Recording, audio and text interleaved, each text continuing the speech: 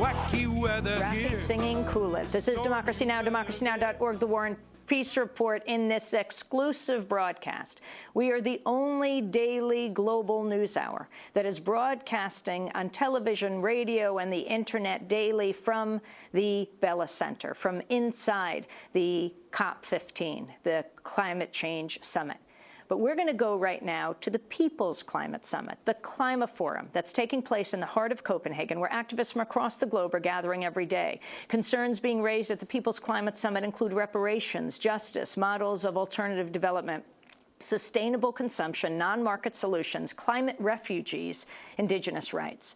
On Thursday night, shock doctrine author and journalist Naomi Klein addressed a packed hall at a panel on ecological debt and climate justice. Over at the Bella Center, a particular model of dealing with climate change is dying. It is revealing itself before the world as nothing more than a final scramble for the remaining resources of a planet in peril. That's what's going on at the Bella Center, and when you're in there, you can feel it. It feels really ugly. There was a protest yesterday of people from Tuvalu, and they were making themselves visible. They were, I see Eliud nodding because it's been very odd in there. They were talking about the absence of their future, the disappearance of their country, which is a form of genocide. It meets the UN definition of genocide, which is the acts that lead to the disappearance of a people. And as they were staging this protest, you watched people in business suits file by and look at their shoes and try not to meet their eyes, in the way that you see people in the streets avert their eyes in the face of a homeless person. But this was a country that was disappearing. And that's what it feels like over there. Here, another model is finding its voice. And this is a historic gathering. It is a historic gathering because Jubilee South has been organizing these types of gatherings in the South. There was a climate debt tribunal in Bangkok during the negotiations. This discussion has been happening, but I don't think there's ever been an event this large in the global north. We are seeing a redefinition of environmentalism, which has always been a bit of a kind of sort of touchy-feely movement here in the north. We're all in it together, let's hold hands, right? There's nothing wrong with holding hands, but the fact is we're not all in it together in the same way. There is an inverse relationship between the people who created the problem and where the effects of those problems are being felt. There's an inverse relationship between who created the problem and who can afford to save themselves from the problem. And it isn't only in the global south. Think about New Orleans, right? It's also the south and the north. The people who had resources could drive out of the disaster zone. The people who depended on the state were left on their roofs, a kind of a climate apartheid. In the United States, so we have this discussion of reparations. In the United States, when you talk about reparations, it's not about the stealing of resources as much as it is about the stealing of people. So this movement that we are talking about today is part of that movement as well. In fact, at a conference in 2001 in Durban, South Africa, the conference on racism, the issue of ecological debt was one of the issues on the agenda, but so was reparations for slavery. And I think there are some people here from NCOBRA from the United States, which is the national coalition calling for reparations for slavery. And they deserve to be acknowledged because this movement is building on their work as well. I want to tell a little story about what we're up against in terms of reparations. I'll try to be brief. The other people, of course, who are owed reparations in the global north are First Nations people, are indigenous people whose land has been stolen. And I had this experience a few years ago. It was 2004. I remember because it was a presidential election in the United States, and I was in New York for protests against the Republican convention where George Bush was being reelected. And a couple of First Nations activists from Canada were also in town for those protests. And as part of that, we went on a side mission to Moody's.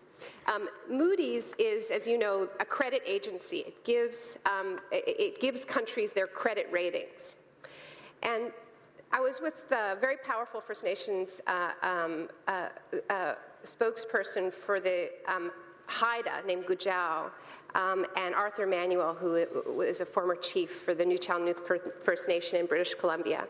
And Arthur had decided that one way to get Canada to acknowledge the debts that it owed to First Nations people was to meet with the credit agencies that give Canada its AAA credit rating, which is the highest possible credit rating, and explain to Moody's that actually Canada carries a huge unpaid debt in the form of the lands that it stole without treaties from First Nations people. So Arthur managed to get a meeting between him and Gujau, and they let me tag along, with the person at Moody's who issues Canada's credit rating. So we went on up to like the 35th floor, and we got the meeting with this guy and one of his colleagues who was from Argentina and fell asleep in the meeting. But what was interesting was, so Arthur and Gujau presented all the documents, the writs, the legal rulings by the Supreme Court of Canada that proved their case that this land was stolen and that they were owed billions in unpaid debts. And they said, Canada is not a great place to do investment, because what if we called in these debts? And it was very interesting, because the guy from Moody's nodded and he said, you're right, we've been following these court rulings, but we have decided that you are not going to collect on these debts.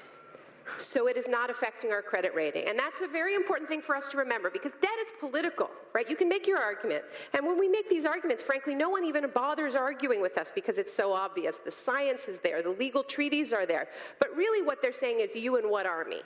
How are you going to get this money out of us? You are not powerful enough to get the money out of us. And this is where social movements come in. Because if we can talk as much as we want about debt, and we can talk as much as we want about reparations, but they're going to laugh at us until there is some movement muscle behind those concerns, behind those demands. And that's our task.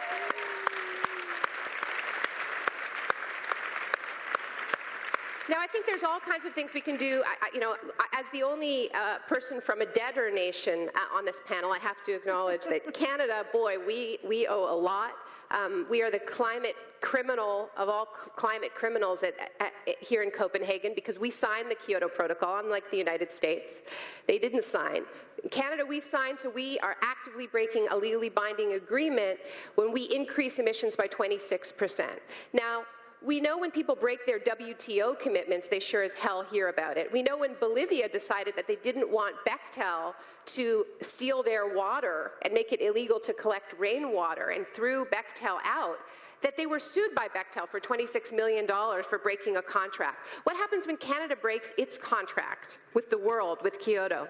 So we need to start putting pressure on governments that say that they do care about these issues to do things like launch trade retaliation, kick Canada out of the Commonwealth, things like that. There has to be some muscle, there has to be some consequences.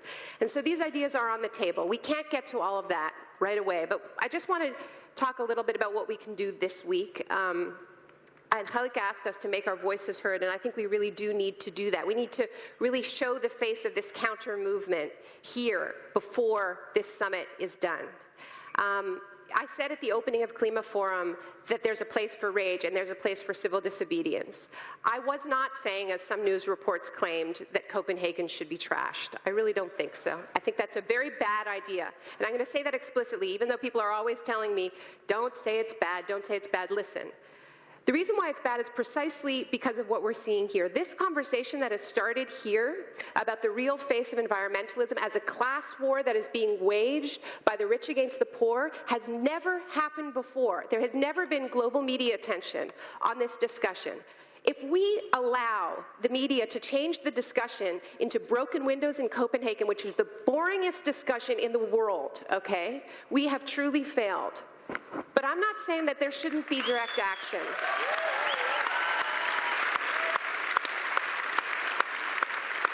There should be direct action.